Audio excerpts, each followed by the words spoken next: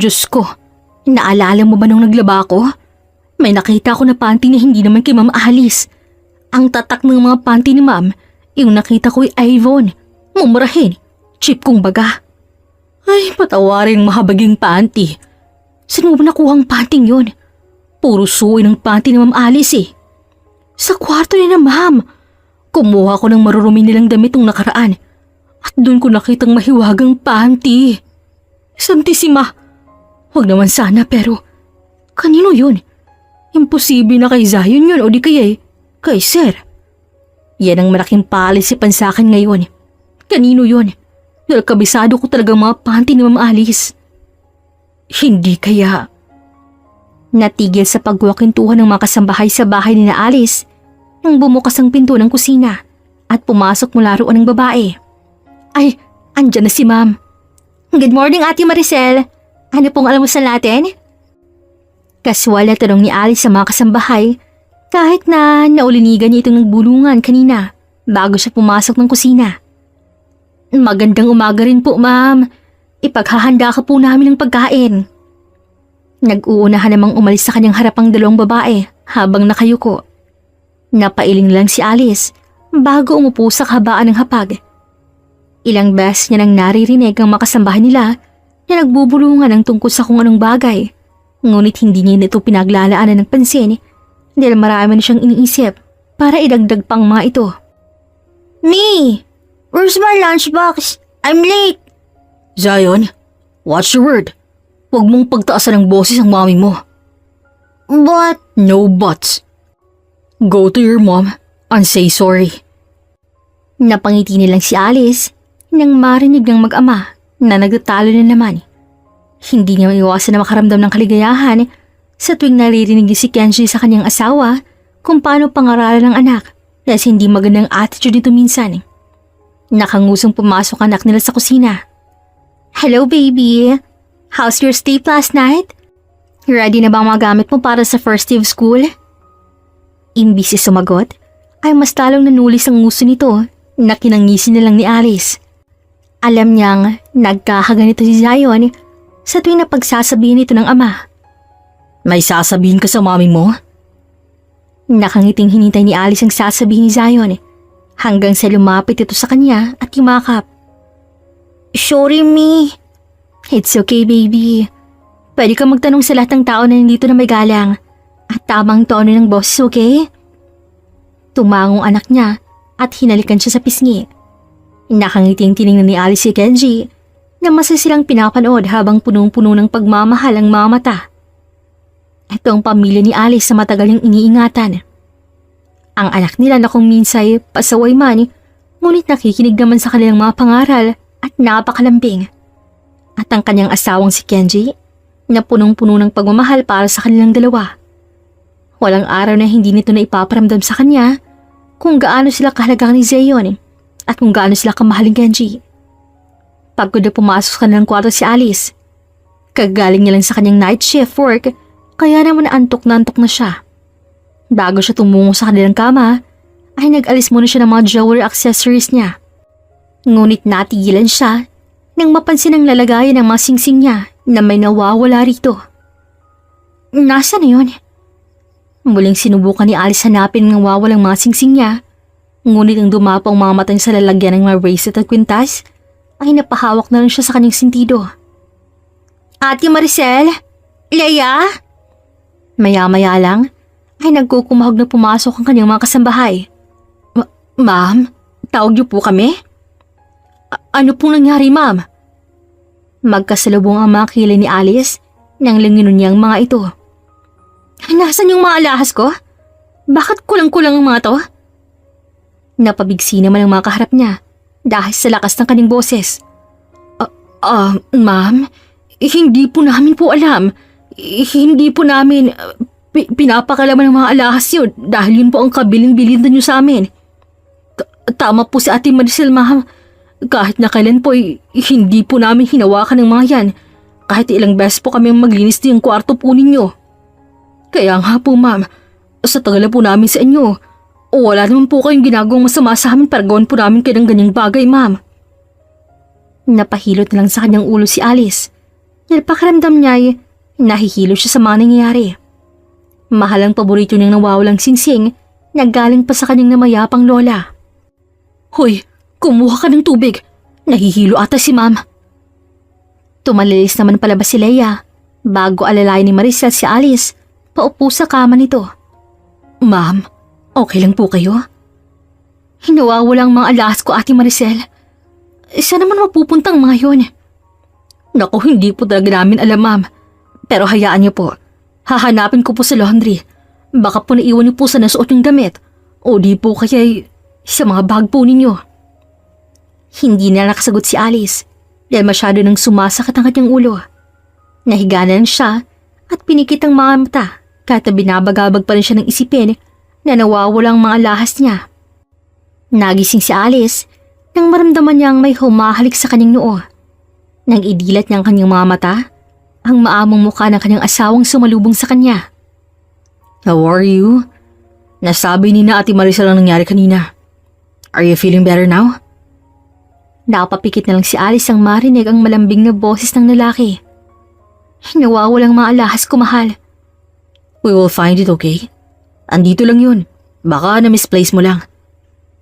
Napapikit na lang si Alice bago yumakap sa asawa, pero natigilan siya nang may maamoy siyang kakaiba sa kanyang asawa.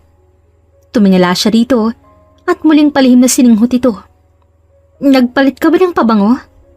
Nakita niyang saglit na nanigas si Kenji sa kanyang kinauupuan bago niyang naging malikot ang mga mata nito. Mabaho ba?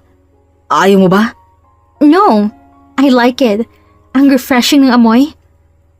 May nagbigay lang sa akin yan. That's good. Anyway, magpahinga ka na. Tumabi ka na sa akin. Hindi ka na ba kakain ng dinner? Inaatos ng si Zion kanina kaya pinakain ko muna siya bago patulugin. Natutulog na ba ang anak natin? Mukhang pagod na pagod galing sa eskwelahan. Ikaw na lang magpakain sa akin. Okay, ikukuha kita ng pagkain. At na lang kakainin ko. Nanigas si Kenji kasabay ng mahinang pag-ungol nang biglang pasadahan ni Alice ang bagay na nasa ilalim ng kanyang pantalon gamit ang malalantik nitong kamay.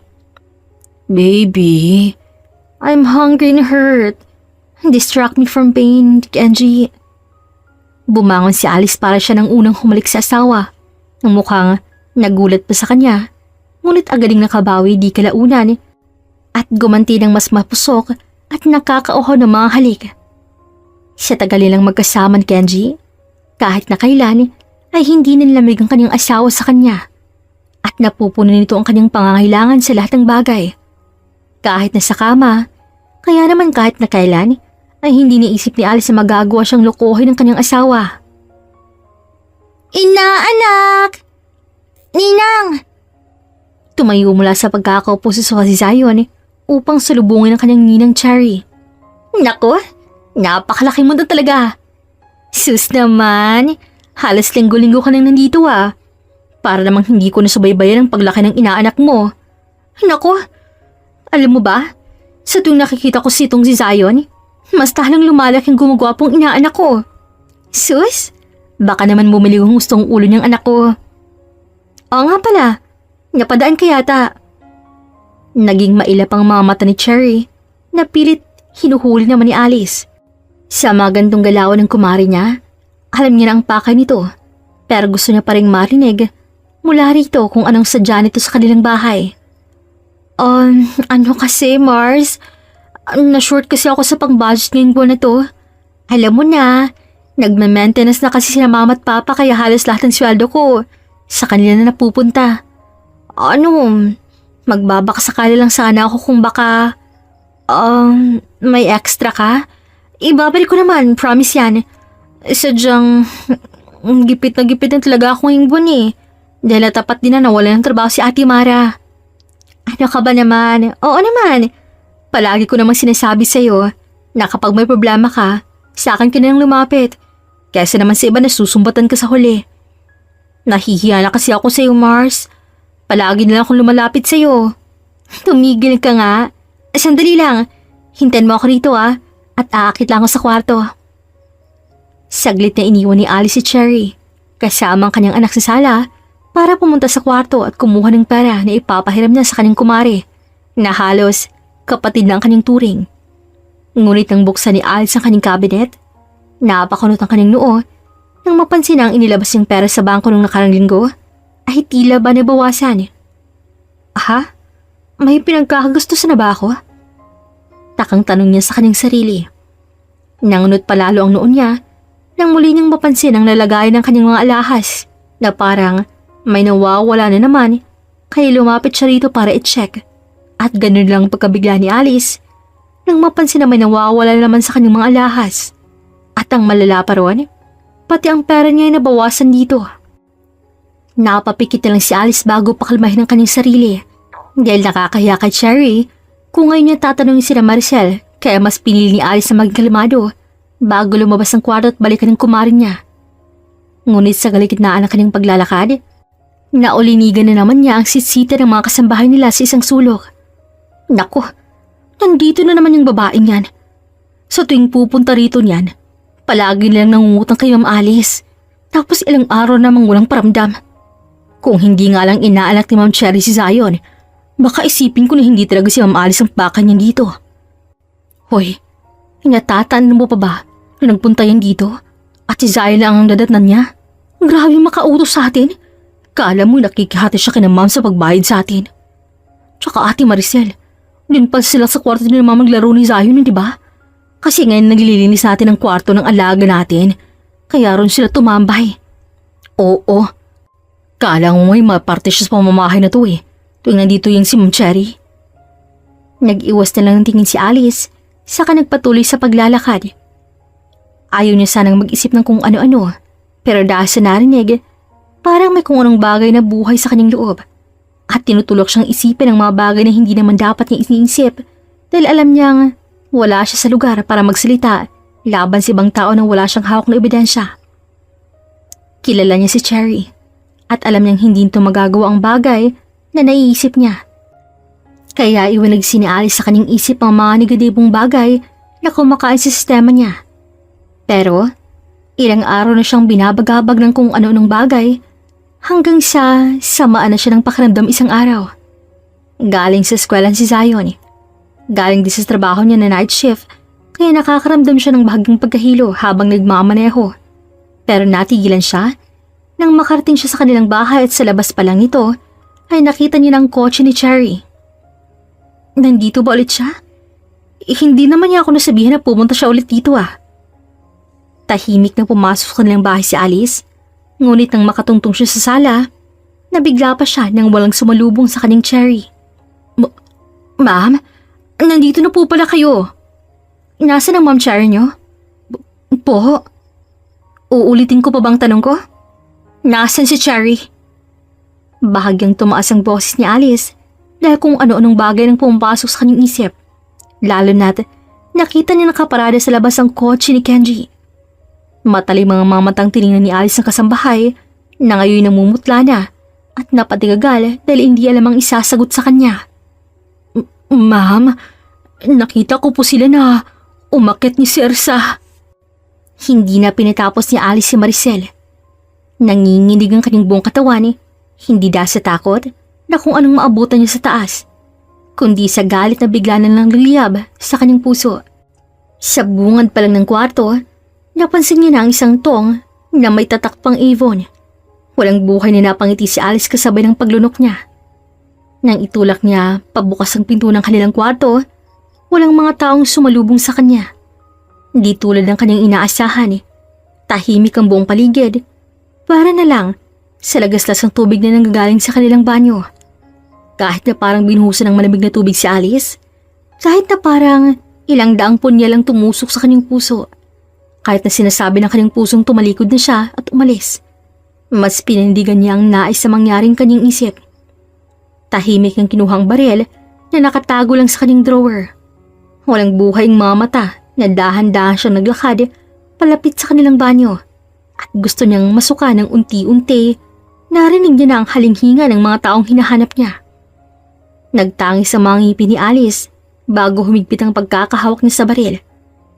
Nanginginig ang mga kamay na tinaas niya ito bago itulak pabukas ang pinto ng banyo kung saan naabutan niya sa akto sina Kenji Cherry na magkalumpungan sa ilalim ng shower at walang suot na kahit na ano. Para siyang sinampalang paulit-ulit habang nakatingin sa dalawang taong gulat na gulat habang nakatingin sa kanya. Alice! Hinihingal na tawag ni Kenji sa kanya. Mars? Bakit nandito ka? Akala ko'y bukas ka pa uuwi. Una, nandito ako dahil pamamahay ko to. Oo, nakapangalan sa akin to. Dahil yun ang gusto ng asawa kong makapalang muka. Pangalawa, mukhang maling schedule yatang nakita mo. Kaya sa susunod na araw pa mangyaring inaasahan mo. Wife, Don't you dare.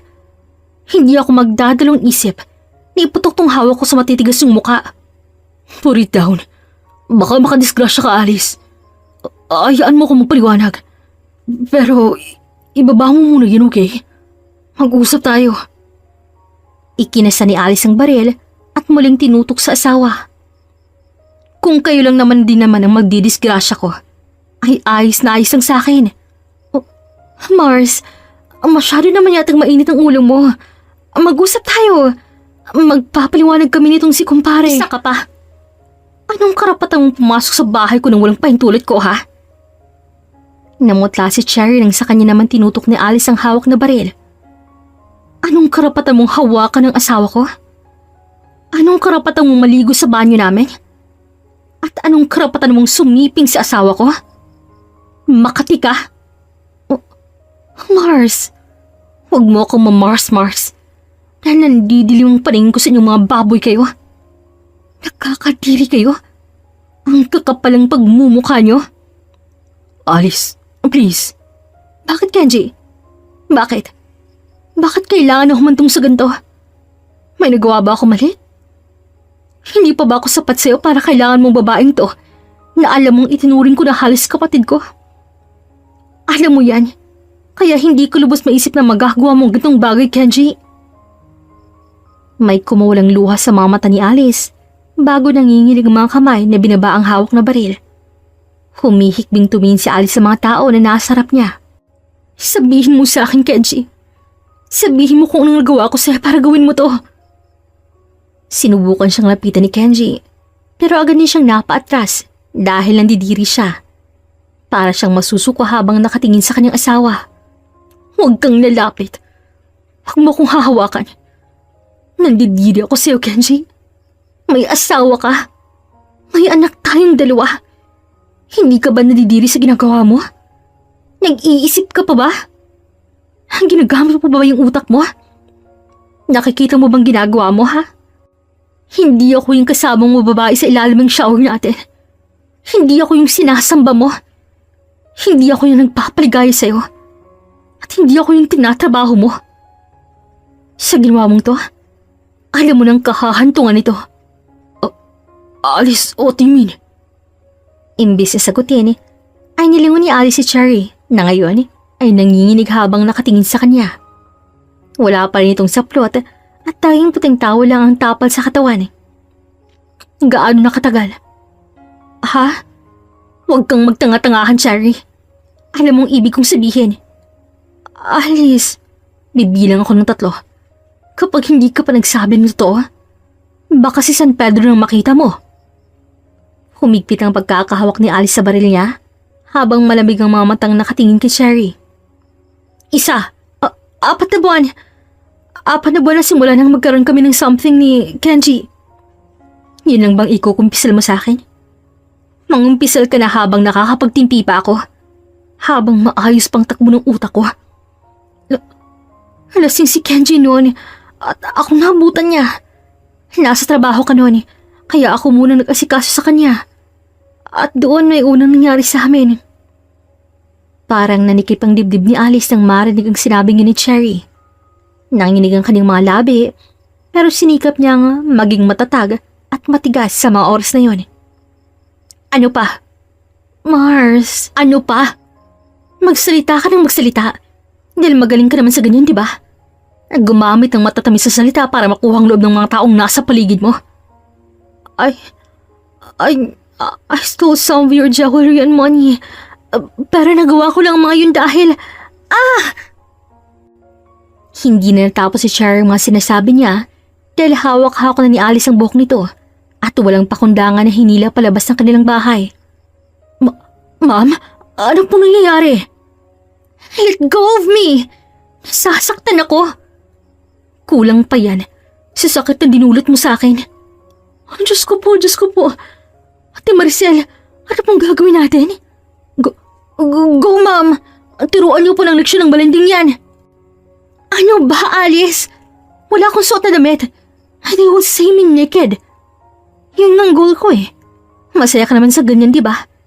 Ibinabalandra ang katawan sa iba para maakit sila. Ngayon ka magpakitang gilas sa labas ng bahay namin. Kinaladkad ni Alice si Cherry kahit na wala itong saplot na kahit ano. Nakahabol ang mga kasambahay ni Lanchi ni Cherry pa siyang galingan ng ginagawang pagkaladkad sa kumari nito. Pabalibag na binitaw ni Alice si Cherry dahil para muntik nitong masubsob. Agad na sinarado ni Alice ang gate nila at mababang tiningnan ng babae. Ito na ang huling beses na makakatapa ka sa pamamahay ko. Ito na ang huling beses na kikilalanin kita bilang kumari ko. Dahil isasauli ko ng kandila mo para maputol ang koneksyon nating dalawa.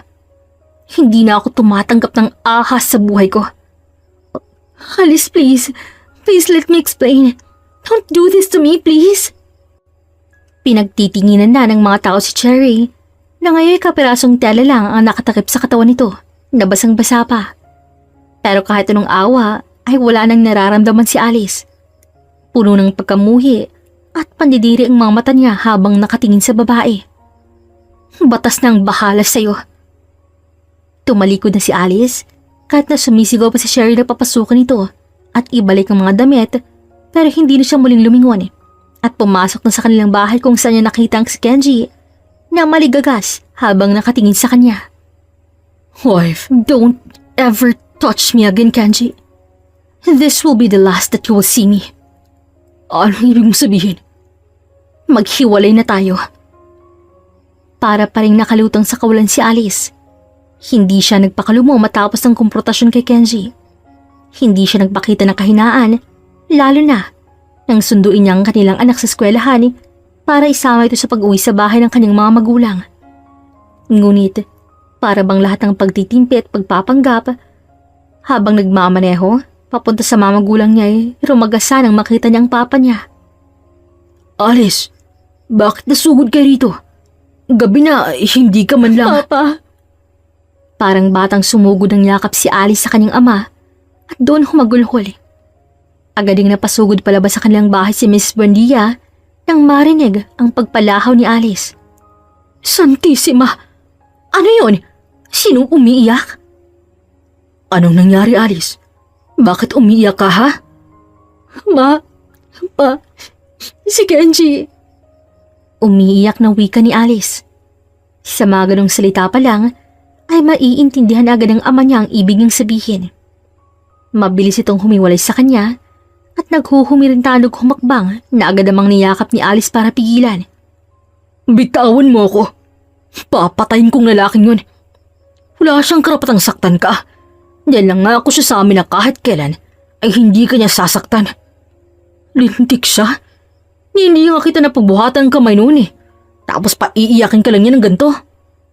Diyos ko po, Mariosep. Anong nangyayari sa inyo? Ni? Why are you crying? Mommy, huwag kang iiyak. Nilapitan siya ng anak at niyakap siya na naiiyak na rin. Pa, huwag na po please, Papa. Kumalma ka po. Ang presyon mo po. Paano kung kakalma? Kung nakikita kitang ganyan. Prinsesa ka rito sa bahay. Hindi ka namin iningatan para lokohin ang sangganong yon. Tama ang papa mo. Hindi ka namin binigay sa kanya para durugin ka ng ganyan. Natatakot po si Zion, Ma. Pa, isa ka na lang po tayo mag-usap. Isa ngayon po ay gusto ko po munang makapagpahinga. Gusto ko po munang makasama ko ang anak ko. Buong magdamag na nakadilat ang mga mata ni Alice. Nakahiga siya hawang mahigpit na yakap-yakap ang anak niya na mahimbing nang natutulog. Ilang beses na tumutungol ang cellphone niya pero ni isang tawag ay wala siyang sinagot doon dahil alam niyang si Kenji yun. May luhang muling tumakas sa mata ni Alice nang saglit na bumalik sa kanyang ala-alang senaryo sa kanyang nakita ng kanilang kwarto. Nandidiri siya kay Kenji pero hindi niya maitangging nasasaktan siya. Sobra siyang nasasaktan at para siyang paulit-ulit na dinudurog sa uri ng sakit na nararamdaman niya ngayon. Hindi niya maisip na 4 na buwan na siyang nasasalisihan ng asawa niya. Sa loob ng 4 na buwan na yon, ay walang ibang ginawa si Kenji kung hindi ang punuin ng pagmamahal ang pamilya nila. Kahit minsan ay hindi ito nalamig sa kanya. Hindi nagbagong pakikitungo ni Kenji sa kanyang anak. At kahit na kailan, hindi nagpakita ng kahit anong motibo ang asawa na may ginagawa itong kababalaghan sa likod niya. Kaya naman, labis ang sakit na nararamdaman niya. Walang mali sa pamilya niya, pero hindi alam ni Alice na masyado na pala siyang nagbulag sa pagmamahal na pinapakita ni Kenji upang matakpan itong ginagawang kasalanan. Pasasabugin kong mukha ng lalaki yun. Sige na, bitaon mo na ako. Napakakapalang mukha niyang pumunta pa rito. Pagkatapos ng ginawa niyo sa anak natin. Magkakaubusan kami ng lahi dito. Pwede bang kumalma ka muna? Aatakihin ka sa puso dahil ginagawa mong yan. Napabalikwas ng bangon si Alice nang marinig ang nagwawalang ama. Agad niyang tiningnan si Zion na natutulog pa rin kaya dali-dali siyang bumangon. Pa, ano pong nangyari? May hayop dyan sa labas. Tatapisin kong leg niyan kapag hindi pa umalis niya sa harap ng bahay natin. Hindi naman kabitenyo sang sangganong yan, di ba? Hindi niya alam kung paano magalit ang mga kabitenyo. Kayang-kaya ko siyang trabahuhin ng walang makakaalam. Tumigil ka nga. Ikaw ang iitakin ko kapag hindi ka pa tumigil dyan. Sumilip si Alice sa bintana at nakita niya nga si Kenji sa labas. Nakasandal sa kotse nito at nakatingin sa bahay nila. Huwag kang lalabas, Alice. Baka kung anong gawin niya sa'yo. Naku, sisiguraduhin kong hindi na yun makakalabas ng buhay rito sa Cavite. Natutulog ang apo mo. Hindi ka ba talaga magpapaawat? Gusto mong ihampas kita sa bader, ha? Natahimik ang ama ni Alice nang magalit na ng tuluyan ng mama niya. Matalim ang mga mata nitong tiningnan siya. Paalisin mo ng lalaking yun, Alice. Baka magkatotoong sinasabi ng papa mo kapag naabutan niya dito ng mga tiyuhin mo. Napakagad sa kanyang labis si Alice at saka walang salitang lumabas sa kanilang bahay para puntahan si Kenji na mukhang ilang oras na naghihintay sa kanya. Anong ginagawa mo rito? Alice, mag-usap tayo. Nagsasayang ka lang ng pagod at gasolina. Wala na tayong dapat pag-usapan, Kenji. Wala kaming relasyon ni Cherry. Hindi ko siya mahal, maniwala ka sa akin. Ikaw lang babae sa buhay ko. Tanga na lang ang maniniwala sa'yo, Kenji. Sana hindi ka na nagpunta rito. Sana naging malinaw na sa'yo ang kinalabasan ng ginawa mong pagkakasala.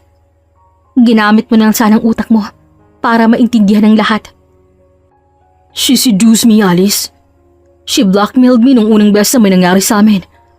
I thought it was you. Akala ko ikaw kasama ko nung gabing yun. Pero nagulat ako nung si Cherry ang katabi ko sa kama kinabukasan. Hindi ko alam, hindi ko gusto. Tumigil ka na. Nandidiri ako sa'yo. Paano mo naaatim na ikwento sa akin yan, ha? Hindi ka na nahiya. May anak ka na, Kenji. May isip na si Zion. Kaya paano niya sasabihin ng diretsyan sa kanya na yung tatay niya ay tumikim at nakisawsaw sa iba, ha? Naiintindihan mo ba ang bagay na yun? Naiintindihan mo ba, ha, Kenji? Hindi lang tiwala kung sinira mo, kundi pati na rin yung pamilya natin na matagal nating binuo.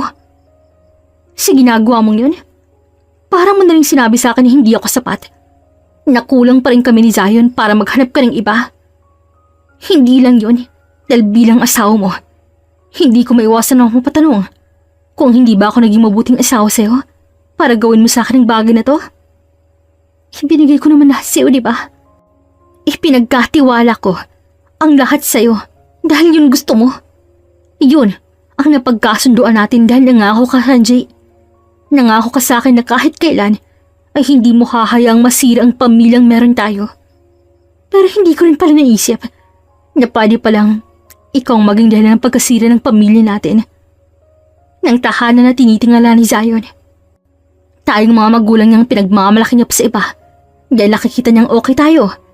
Pero ang hindi niya alam, ang magaling niyang ama ay nagkasali na pala sa ibang babae. Lumuhod si Kenji sa kanyang harapan habang nagsusumamong lumuluhan itong mga mata sa kanya. Please ayusin natin to, Alice. I can't lose you on Zion. Hindi ko kaya. Hindi ko kayang mawala kayo sa akin kaya ayusin natin to. Okay lang nagalit ka pa sa akin pero huwag niyo naman akong iwan. Alam mong kayong pinaka-importante sa buhay ko, Alice. Huwag ganito, please. Hindi ko kakayanin. Hindi ko kaya na wala ka sa buhay ko, Alice. Nag-iwas ng tingin si Alice at sinikap na labanan na nagbabadyang mga luha sa kanyang mga mata. Inabot ni Kenji ang mga kamay niya at nagpatuloy sa pagmamakaawa. Mahal na mahal kita, Alice. Mahal na mahal ko kayong dalawa ni Zion. Mahal din naman kita, Kenji. Minahal kita ng totoo. Walang araw na hindi kita minahal.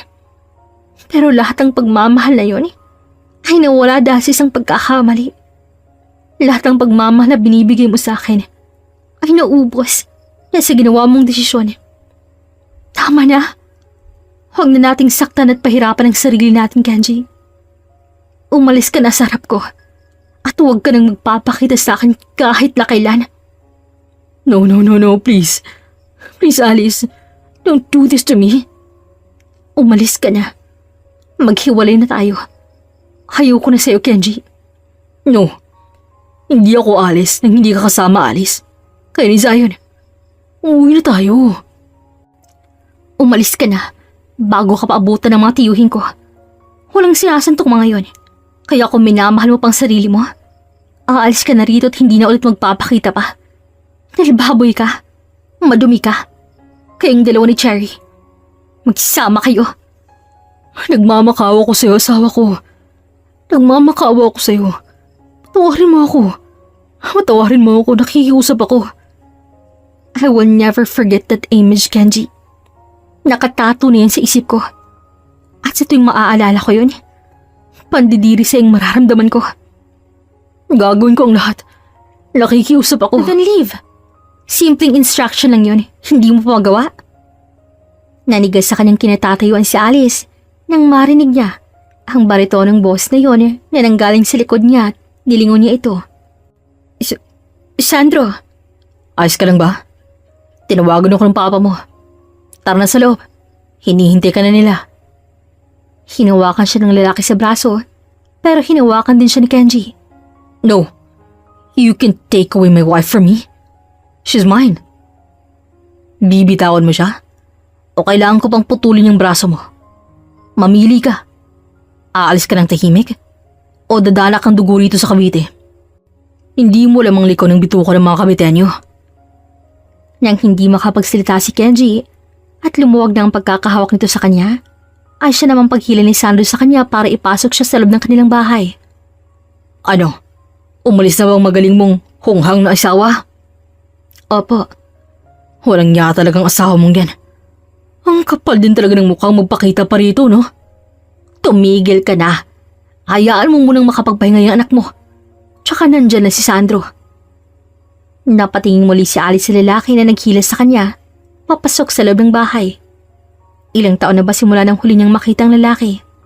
Hindi niya alam. Ang huli niyang balita kay Sandro ay nagpunta ito sa ibang bansa para doon ipagpatuloy ang pag-aaral dahil nandoon ang lolo nito. Yun din ang dahilan para mabaling sa ibang lalaking atensyon niya. Nagkatingin sila ng ilang segundo ni Sandro bago siya ang unang nagbitaw sa kanilang tinginan at bumalik sa loob ng kwarto kung saan niya naabutang natutulog pa rin si Zion. Isang buntong hininga nilang napakawalan ni Alice bago muling tumulo ang kanyang mga luha. Alice? Anak? Tawag ng kanyang ina isang gabi habang nasa balkonahe siya at nagpapahangin. Ilang araw na simula nang lumipat sila pansamantala sa bahay ng kanyang mga magulang. Ma, gising pa po pala kayo. Hindi kasi ako makatulog.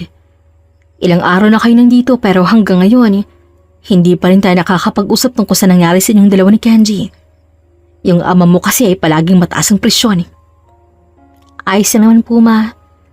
Pinipilit ko pong maging maayos para sa anak namin. Ako na lang po kasing makakapitan ni Zion ngayon eh. Kaya kailangan ko pong magpakatatag.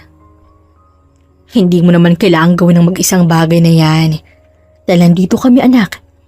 Mga magulang mo kami. At hindi namin kayang makita ang anak namin na nasa ganyang sitwasyon. Kaya kung nahihirapan ka, magsabi ka lang sa amin. Kung pagod ka na, lumapit ka lang sa amin at magpahinga. Kapag nasasaktan ka na, sa amin ka umiyak dahil maiintindihan ka namin, Alice. Walang magulang ang makakatiis sa kanilang anak, di ba? Kaya kung may problema ka, kami ang unang mong lapitan dahil hindi ka namin huhusgahan. Pakikinggan ka pa namin, anak. Hindi na napigilan ni Alice sa kanyang sarili na hindi yakapin ng ina. Mahigpit ang niyakap ito dahil kahit anong pagpapanggap niyang okay lang siya, na kaya niya pa ang lahat. Hindi pa rin niya kayang itago na nahihirapan at nasasaktan pa rin siya sa nangyari. Ma, hindi ko alam kung anong nagawa ko para parusahan kami ni Zion ng ganito. Lahat ginawa ko para sa pamilya namin. Naging mabuting asawa at ina ako. Dali ng bagay na tinururo mo sa akin. Pero, hindi ko pa rin po alam kung bakit ako humantong sa ganito. Shh! Lahat ng nangyayari sa atin ay marason. May dahilan, Alice. Walang mali sa'yo. Hindi ikaw nagsimula. Hindi ka nagkulang. Kaya huwag mong kusyonin ang pagiging babae mo, maliwanag ba? Wala kang kasalanan. Ma, gusto kong may gawin. Ayaw ko ng ganito na parang lagi akong mahina. Umiiyak at walang magawa. Gusto kong may gawin para magbabayad ng mga taong nalangkit sa akin. Hindi matatakpan ng kasalanan ng isa pang kasalanan. Kaya gumanti ka sa paraan ng maayos, Alice. Alam mo ang ibig kong sabihin dahil naniniwala ako na matalino ka at alam mo ang gagawin mo sa gantong sitwasyon. Nalaban ako sa kanila. Gagantihan ko sila sa legal na paraan. Magsasampa ako ng kaso laban sa kanila, ma. Naging buong desisyon ni Alice na magsampa ng kaso laban kina Kenji dahil sa naging usapan nila ng kanyang ina. Kaya naman kinabukasan, maaga pa lang ay nag-ayos na si Alice para pumunta sa kanilang abogado. Saan ang lakad mo? Sa Maynila pa. May importanteng sasadyain lang po ako roon. Sakto. Papunta rin sa firm nila sa Maynila si Sandro. Magsabay na kayong dalawa. Ay, hindi na po, pa. May sasakyan naman po ako. Mas maigi na yung may kasama ka. At baka mamaya, maharang ka ng baliw mong asawa. At kung ano pang gawin sa'yo. Kaya ko. I insist. Natigilan si Alice nang lumabas mula sa kusina sila Sandro. Lihim na lang siyang napaiyos ang tingin nang makita niyang mata man itong nakatingin sa kanya. Tama si Tito. Baka mamaya maharang ka na ng mga asawa mo. O siya, ikaw nang bahal sa uri kaiha namin, Sandro. Mas panatag ako kung alam kong kasama ka niyang kababata mo. Sige po, Tito. Ako na pong bahala kay Alice. Mariin nilang na napakagat sa kanyang pang-ibabang labi si Alice dahil sa panggigigil. Naiinis siya dahil ilang araw niya nang iniiwasan ng lalaki. Pero ngayon ay mukhang na-corner siya nito. Walang ibang nagawa si Alice kung hindi ang sumabay kay Sandro dahil mukhang hindi talaga mapapatinag ang kanyang ama sa naging desisyon nito sa kanya. Kahit sa may indang mo na lang ako ibaba, mag-aabang na lang ako ng gustuan. Nagsabi ako kay Tito na isasabay kita hanggang Maynila. Alam ko naman na may trabahong kailangang puntahan. Kaya ko naman din ang sarili ko. I insist to come with you. Ay, ang kulit mo pa rin talaga. At ang tigas pa rin ng ulo mo. Natigilan si Alice nang mapagtanto kung saan na sila punta ni Sandro. Hindi niya namalayan na nadadala na pala siya ng kanyang damdamin habang kausap ang lalaki. Kaya na may napaiwas na siya ng tingin at mas piniling ituon sa labas ng atensyon. Talagang wala ka pa ring balak na kausapin ako? Narinig niyang tanong ng kasama, ngunit nanatiling nakatutok sa kanyang kinauupuan si Alice. It's been years when we talked last.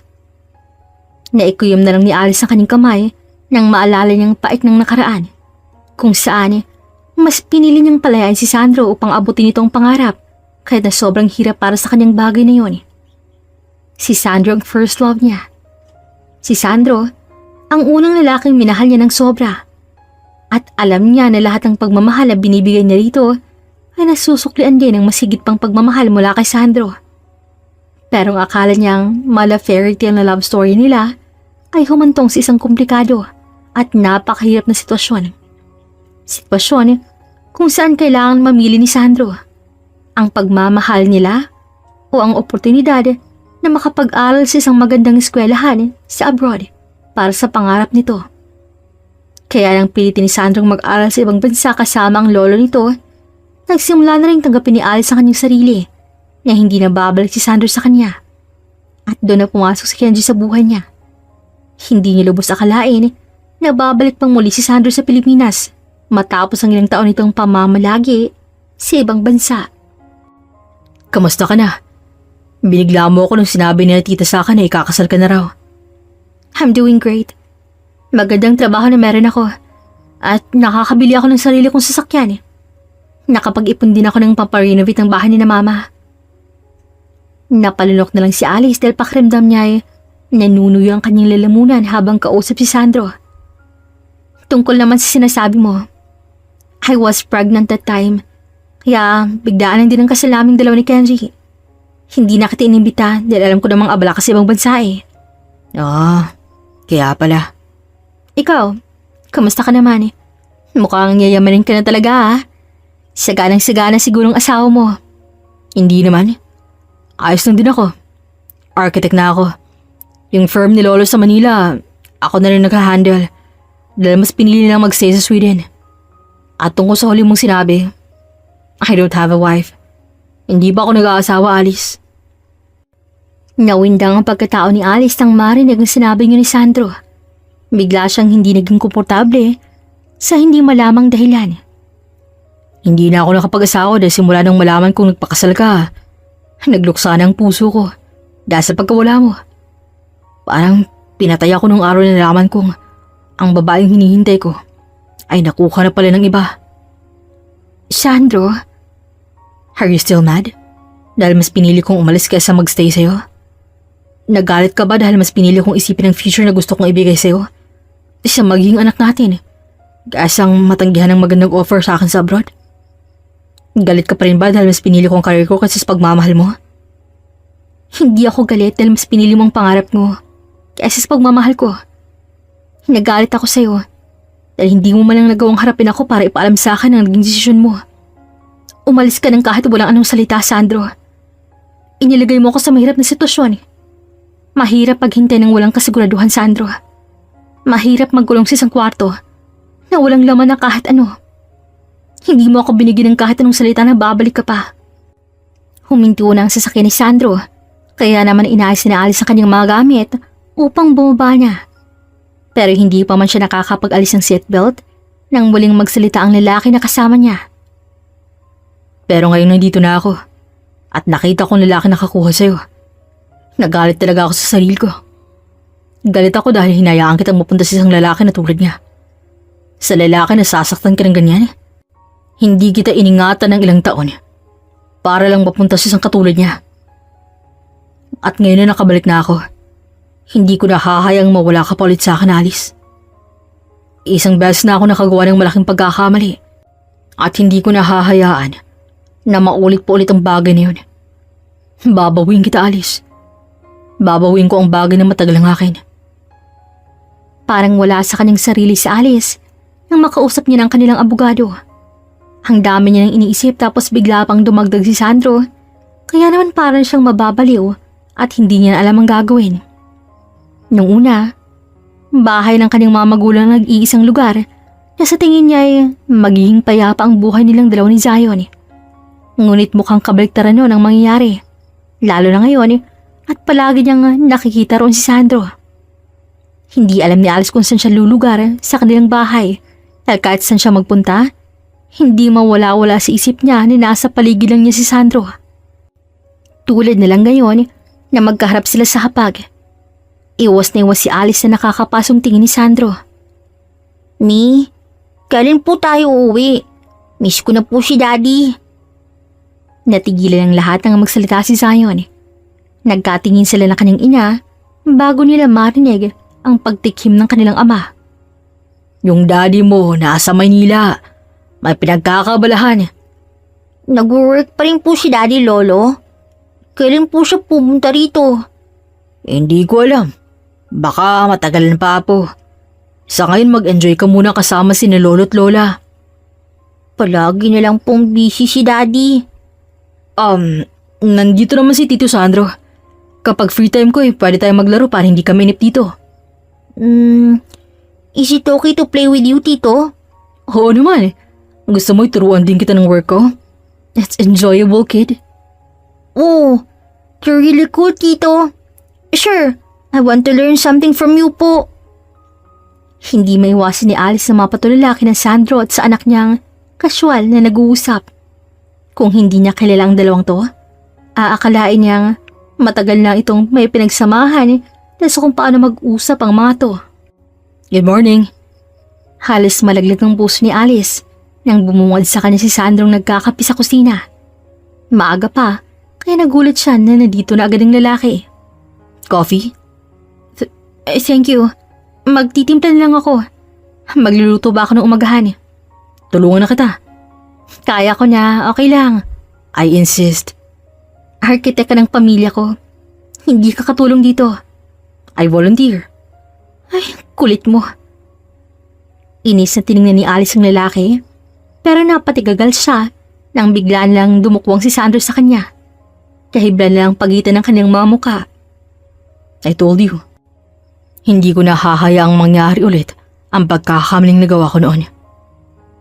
Bumaba ang mga mata ni Sandro sa labi niya at walang pagdadalang isip na sinara ang pagitan nila.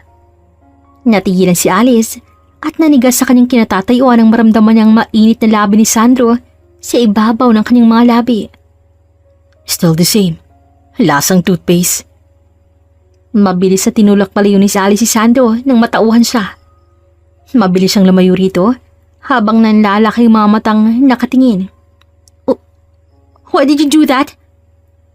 Imbis na sagutin, ay nginisihan lang siya ni Sandro bago dilaan ang mga labi nito at iwan siyang mag-isa sa kusina. Hindi alam ni Alice kung anong gagawin niya kay Sandro dahil palagi siya nitong pinipeste kapag nasa bahay siya.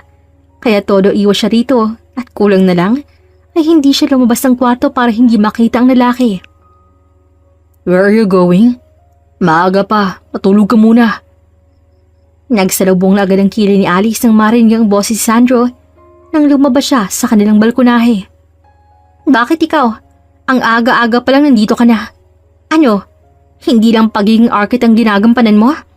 Pati na rin guard sa bahay namin? Hindi pa ako umuwi, no? Dahil kailangan kong batayan ng kinabit kong kabing ilaw.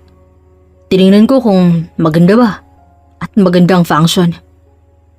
Napanganga na lang si Alice sa narinig. You mean it? Ibig sabihin, hindi ka pa natutulog? Aha. Matanong nga kita. Dati ka rin bang nag-a-addict? Natawa na lang si Sandro dahil sa kanyang naging tanong. Wala naman akong ibang ginagawa sa bahay. Kaya binubuhos ko yun lahat sa pagtatrabaho. Sus, di ako naniniwala. Mukha ka pa namang F-boy. Grabe ka naman sa akin. Kahit na ganito ako, no? Mabait ito. Gusto mo bang maranasan? Inirapan ni Alice si Sandro kahit na naramdaman na naman niyang nagwawalang puso niya. Marahas siyang umiling bago nagmadaling pumasok sa kanilang bahay. Ang hangin pa rin talaga. Hindi alam ni Alice kung kailan nagsimula na nasanay na siya sa presensya ni Sandro. Nasanay na siyang nandyan ang lalaki. Hindi rin nakakawala sa kanya ang mga bagay na ginagawa na to. Hindi lang sa kanya, kundi pati na rin sa kanyang anak na si Zion upang hindi to masyadong mangulila sa ama. Kahit na ilang taon ang nakalipas, kahit na may kanya-kanya na silang buhay, napagtanto ni Alice na hindi pa rin nagbabago si Sandro. Ito pa rin ang kababata na naging una niyang pinaglaanan ng lahat. Paano pong wala? Tama po ang address na binigay ko sa inyo. Wala nang pong ibang pupunta ng taong yon. Nilakabanda siya sa paliparan dito, diba? Totoo nga po ang bagay na yan. Pero wala po talagang suspect sa bahay nila nang puntahan po namin. May dala nga po kaming warrant of arrest eh. Imposible po yan. Hindi po pwedeng makatakas si Cherry. Malaki naging kasalanan niya sa akin. Mrs., naiintindihan ka namin. Pero hindi talaga namin makita si Miss Cherry. Napahawak na lang sa kanyang ulo si Alice nang marinig ang balitang yon. Tulala siyang lumabas sa police station. Alam niyang nakaplano na lahat. Isasagawa nilang ang mga to, ngunit parang naglaho ang lahat sa kanya. Mukhang naging blanco ulit ang lahat at bulik na naman sa umpisa. Gusto niyang maiyak sa sobrang panghihina nang may isang kamay ang humawak sa kanyang braso. Alice, Walang buhay na tiningnan ni Alice ang lalaki. Hindi na siya nagulat nang makita ang dating asawa. Inaasahan niyang magkikita at magkikita talaga silang dalaw ni Kenji kahit nasan siya magpunta. Nasaan si Cherry? what? Hindi ko alam. Bakit mo siya hinanap sa akin? Dahil sa pagkakatanda ko, may relasyon kayong dalawa. At ikaw lang taong pwede niyang puntahan sa mga oras na to. What are you talking about? Ipapakulong ko siya dahil sa pagnanakaw niyo sa akin. Hindi lang alahas kundi pati na rin asawa. Ipapakulong mo rin ba ako? Depende na lang. Kahit na papaano, may natitira pa naman akong konting konsiderasyon para sa iyo. Tsaka, hindi ko pa rin mababagong katotohanan na ikaw ang ama ni Zion. At ikaw pa rin hinahanap-hanap niya kapag nangulila siya sa presensya mo. Pero sa ngayon kasi, nagbubulig ako ng galit at pagkahumuhi ko sa iyo, Kenji. Kahit siguro anong paliwanag mo, hindi ko magagawang pakinggan pa dahil nandidiri ako sa iyo. Ilang beses ko bang kailangan sabihin na wala kaming relasyon ni Cherry? At biktima lang din ako rito. Kung talagang pinahahalagan mo kaming dalawa ni Zion, umpisa pa lang ay magsasabi ka na sa akin. Hindi mo nahahayang umabot yun ng 4 na buwan. Kung nagsabi ka agad sa akin, baka hindi na tayo umabot sa ganito. At baka nagawa na ka ng patawarin. Pero hindi. Dahil duwag ka. Mas pinili mo makipagsapitan sa babaeng yon. Alam mo, napapaisip nga ako eh. Kung hindi ko pa kayo nahuli, may bala ka bang sabihin sa akin? May bala ka bang mangumpisa sa akin? Sa palagay ko kasi, wala. Dahil mukhang nag-enjoy ka rin hanggang kasama siya. You're always doubting my love, Alice. I'm not. Hanggang sa binigyan mo ako ng dahilan para magduda sa pagmamahal mo. I loved you, Kenji. Mahal kita noon. Minahal kita. At sa palagay ko, hanggang doon na lang yun. May bago na ba? Mahinang tanong ni Kenji sa kanya. At hindi naman agad nakasagot si Alice dahil nahihirapan siyang sagutin ang simpleng tanong na yun. Because of your first love, isn't it? He came back. I know. Kilala ko si Sandro. He's your childhood friend. And you're the one that got away. Kahit na hindi mo sabihin, alam ko naman may kahati ko sa puso mo eh. Kahit nakasal na tayong dalawa. May mga pagkakataong nararamdaman kong may hinahanap pa rin sa akin hindi ko magawang ibigay sa'yo. Kahit anong gawin ko. Ibinigay ko sa'yo lahat ng meron ako. Ibinuhos kong pagmamahal ko sa'yo. Pero hindi pa rin mawala yung pakiramdam mo na may hinahanap ka pa rin. Kahit na hindi mo naman talaga sinasabi sa akin. And I know that you love me. Pero hindi lahat, di ba?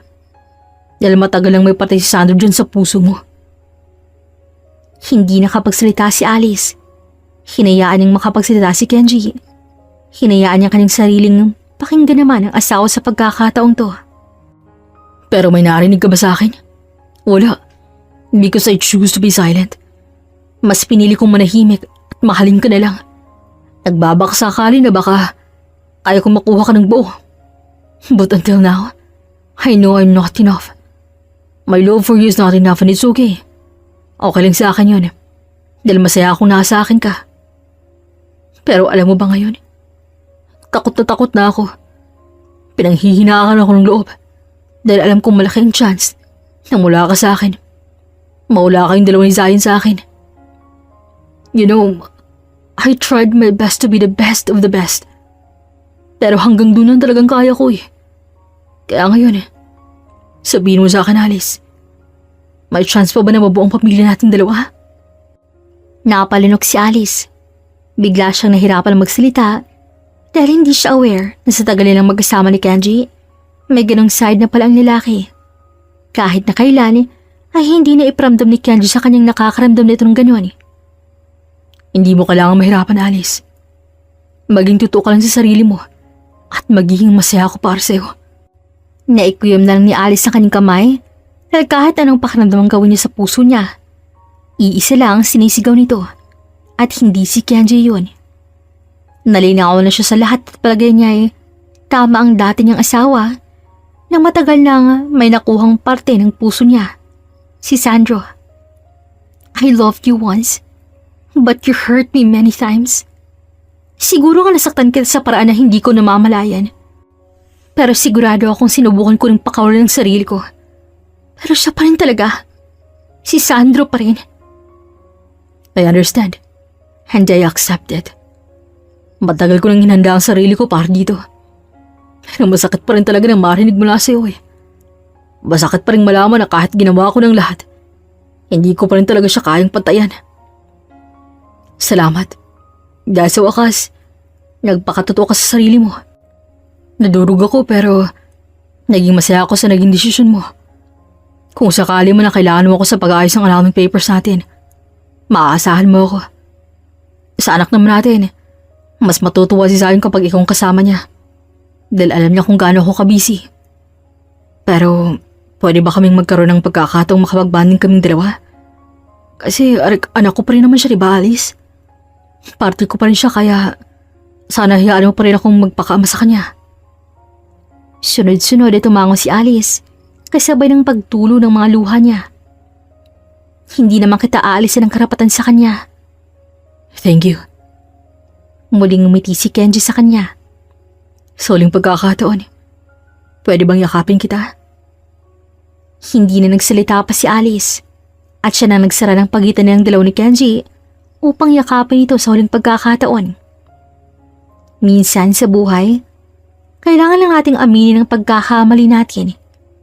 Kailangan nating tanggapin na nagkamali tayo at kailangan nating tanggapin ang magiging resulta nito. Dahil kung minsan, ang pag-amin at pagtanggap ng pagkakamali ang siyang nagiging daan upang masolusyonan ang isang problema.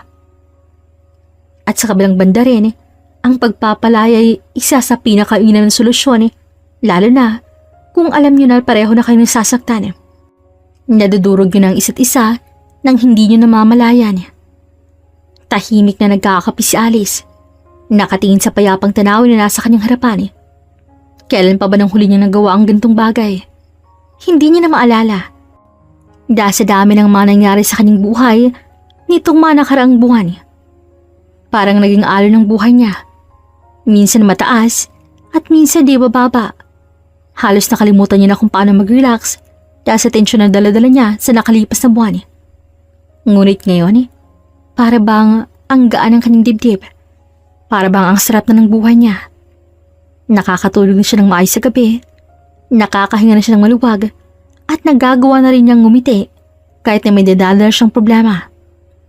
At napagtanto niyang gantong pakiramdam ng isang malayang tao. Matapos siyang makita si Cherry sa isang lugar malapit sa Cavite, agad siyang tumawag sa pulis upang ipadampot ang kaibigan. Hindi naman na ito sinubukang pang tumakas ulit dahil mas pinili nitong lubuhod sa kanyang harapan habang humihingi ng tawad. Alice, please forgive me for what I did. Pinagsisihan ko ng mga bagay na nagawa ko sa'yo. Ayos ang sa'kin na makulong ako. Pero patawarin mo ako. Kapatawaran mo lang kailangan ko ngayon para matahimik ng isip ko. Dahil gabi-gabi na akong dinadala ng konsensya ko dahil sa nagawa ko sa'yo. Kaya gusto ko na sa'yo mismo manggaling rin na pinapatawad mo na ako. Nakikiusap ako sa'yo, Alice. Hindi ako Diyos para hindi magpatawad. Pero hindi rin ako santo para magpatawad ng ganun kadali. Siguro ngayon, hindi ko pa kayang ibigay sa'yo. Pero alam ko na balang araw, magagawan kitang mapatawad. Sa ngayon, hayaan mo munang pagbayaran mo mga gawa mong kasalanan. Harapin mo munang batas. At sana, maging leksyon sa iyong nangyaring to. I'm really sorry, Alice. Patawad talaga dahil sa nagawa ko. Siguro, may maganda rin na idulot ang ginawa mo. Kasi ginawa mo sa aming dalawa ni Kenji. Nagkaroon ako ng pagkakataong maging totoo sa sarili ko. Nagkaroon ako ng pagkakataong malaman kung ano nga bang dapat kong gawin. Ikaw naging dahilan para mapunta ako sa daan na matagal ko na palang hinahanap. Kaya salamat pa rin. Dahil natulungan mo pa rin ako kahit na sa pangit na paraan. Matapos makulong ni Cherry, nagsimula na rin ang process ng annulment ng laro ni Kenji. At tulad ng pinangako ng lalaki sa kanya, sinaportahan siya nito upang mapabilis ang process. Alam nilang matagal pa bago mangyari, pero umaasa sila na maging magawa ang wakas ng lahat. Napapikit lang si Alice ang maramdaman niyang may umakap sa kanya mula sa likod. Sa amoy pala ng pabango nitong nanunuot sa kanyang ilong, kilala niya na ito, ang pinakapaborito niyang tao sa buong Cavite. Late ka na. Sorry po. Traffic kasi sa Tracy, madam eh. Alam mo naman, weekends kaya paspasan ng motorista. Naglakad si Sandro papunta sa harap ng upuan. Hindi pa rin maiwasan ni Alice na hindi mapatitig sa lalaki kahit na ilang ulit niya nakikita ang halos perpektong mukha nito. Kahit na madalas niya nang makasama ito sa kanilang bahay, ay hindi pa rin siyang nagsisawang titigan ng magandang mukha ni Sandro. Namiss mo ba ako ng sobra? Kaya ganyan ka makatitig? What if I say yes? What are you gonna do? Huh? You mean this? Walang pagdadalawang isip na lumukmong si Sandro sa kanyang harapan upang gawaran ng halik sa kanyang labi na labis namang kinagulat ni Alice dahil nasa isang coffee sila at may ibang tao na nandoon. Mahiya ka nga. Ang daming tao rito oh. Bakit naman ako mahiya? Kasama ko yung pinakamamahal kong babae. Agad namang pinamulahan si Alice dahil sa narinig. Simula nang kausapan niya si Sandro patungkol sa tunay na nararamdaman dito, walang araw na hindi nito pinaramdam sa kanya na mahal siya nito. Alam niyang nagsisimula pa lang ulit sila, pero sigurado na siya. Sigurado na siya sa naging desisyon niya na to. Sa lahat ng sugal na sinubukan niya, si Sandro ang pinakasigurado niya. I missed you, Sandro. Hindi lang yon dahil sa madalas na nasa firm sa Manila si Sandro, kundi pati na rin sa mga taon na nasayang ng dalawa. Mga taon na hindi sila magkasamang dalawa. Sorry, I'm late. No, good timing ka nga eh. Bumalik ka sa akin ng panahong kailangan na kailangan ko ng masasandalan. Sabi nga nila, may tamang panahon para sa mga bagay. Hindi pa naman tayo huli, di ba? Magagawa pa natin yung mga bagay hindi natin nagawa noon. We have so much time now. Kaya gagawin natin ang lahat ngayon. Babawiin natin ang bawat sandaling nawala sa atin. Ipaparamdam ko sa'yo ang naging pagkukulang ko. At ipapakita ko ang naging dahilan ko para pakawalan ka muna saglit. Thank you for choosing me again. Salamat dahil kahit na nagkaroon ako ng anak, hindi ka pa rin tumigil na mahalin ako. Kahit na magkaroon ka pa ng maraming anak, hindi mawawalang pagmamahal ko sa'yo. Dahil ganun yung sinisigaw ng puso ko. Iyon ang dinidikta ng utak ko sa akin. At kahit anong gawin ko, kahit na ibaling ko sa iba ang pagmamahal ko para sa'yo, hindi ko magawa dahil ikaw lang talaga. At habang huminga ako, ikaw lang babaeng mahamalin ko. Thank you, Sandro. Your words can explain how much grateful I'm right now. Hindi ko alam kung paano maipaparamdam sa'yo ang nasa loob ng puso ko ngayon. Nginitian siya ni Sandro habang hawak na mahigpit ang kanyang kamay. Nakatingin sila sa isa't isa habang puno ng pagmamahal ang kanilang mga mata. Nasa ganun silang posisyon nang bumukas ang pinto ng cafe at isang batang lalaking nakangiting kumaway sa kanila. Si Zion. Masayang tumatawag si Zion sa kanila. Pre, magandang hapon. Pasensya na ngayon kami ha. Traffic sa Maindong dahil may aksidenteng nangyari. Okay lang. Halos kadarating lang din namin ni Alice dito. Napangiti nilang si Alice nang makitang kaswal na nag-uusap sina Kenji at Sandro. I miss you, Mommy. I missed you too, baby. How's your day with your dad? Ang happy po namin, Mommy. Dinala po ako ni Daddy sa amusement park at binila po ako ng bagong chip sa game na nilalaro ko po. Napasimangot na lang si Alice dahil sa narinig. Nilingon niya si Kenji Nakakamot-kamot na lang sa baton habang hindi makatingin ng maayos sa kanya. Ang sabi ko naman sa'yo, huwag mo masyadong sinasanay si Zion sa mga ganyang bagay. Baka masaya at harap-hanapin paglaki. Ngayon naman, kinukulit kasi ako ng bata kaya pinagbigyan ko na. Sorry, Mommy. Promise po, last na po to. Make it sure this will be the last, okay? Hindi pinupulot ng daddy mo ang pera. Kaya gastusin mo yun sa worth it na bagay, understood? Ay, madam. Napangiti na lang si Alice dahil sa naging sagot ni Zion sa kanya. Alam niyang kuminsan ay may pagkapasaway ang kanyang anak. Pero alam niya rin masunurin ito at naiintindihan ang lahat ng bagay na pinapaliwanag niya rito. Anyway, bakit hindi ka sumama sa akin mag-dinner? Kenji, sakto't gabi na rin. Oo nga pre, para na rin makapag-catch din tayo. Minsan na kasi tayo magkita Gusto ko rin sana kaso kailangan ko nang bumalik ng Manila May family dinner kami kasamang pamilya ng bagong business partner ni Dad. I have to be there dahil akong naghahawak ng partnership nila. Oh my! That's good. Ang gandang opportunity ng bagay na yun, Kenji. Congrats! Thank you, Alice. Maybe next time, let's have dinner together. Tumayo si Sandro para makipagkamay kay Kenji. Congrats sa new project mo, pre. Aasahan ko yung sinabi mo, Thank you, pre. Asahan niyo ako. Salamat ulit. Wala yun. Paano? Una na ako, Ikaw nang bahala sa kanila. Makakaasa ka, pre. Iingatan ko silang dalawa. Isang ngiti lang ang sinukli ni Kenji sa kanila bago ito tuluyang magpaalam upang umalis na. Tito Daddy, I have a question po. Sure, kid. What is it? Do you believe in first love theory po? When people says first love never dies? Nagkatinginan na lang sina Alice at Sandro at nagkangitian sa isa't isa. Yes, of course, kid. Do you want to hear a story about two people who fell apart, but their path crossed again after many years? But the girl is already had a family?